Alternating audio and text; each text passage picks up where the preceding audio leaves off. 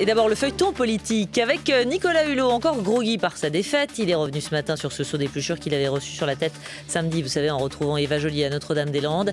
Alors si la primaire est terminée, la rancune, elle promet bien de rester. L'humiliation, elle a été dans les heures qui ont suivi, c'est-à-dire que j'ai pas eu un mot d'indignation de la part de ceux dont je pense être proche. Eva Joly, il n'y a pas eu un mot Cécile d'indignation. Duflot.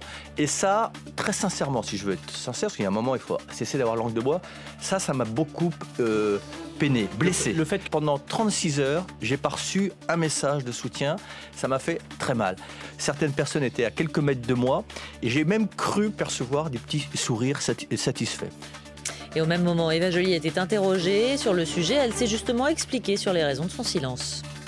Nous étions ensemble à Notre-Dame-des-Landes et lorsqu'il est arrivé, moi je ne voyais pas, je n'étais pas impliquée dans cette scène, je ne l'ai même pas vue. Et je trouvais aussi que de faire un communiqué de presse là-dessus était aussi monter en épingle quelque chose qui n'était peut-être pas souhaitable de souligner. Et c'est un soutien inattendu pour Martine Aubry. Jean-Louis Borloo a dénoncé avec des mots durs hier soir les rumeurs dont est victime la première secrétaire du parti. Il trouve ces attaques dégueulasses et il sait de quoi il parle. Moi, ça fait des années que je vis avec l'idée que je bois. Voilà, que je suis alcoolique, ou que je me lave pas. Non.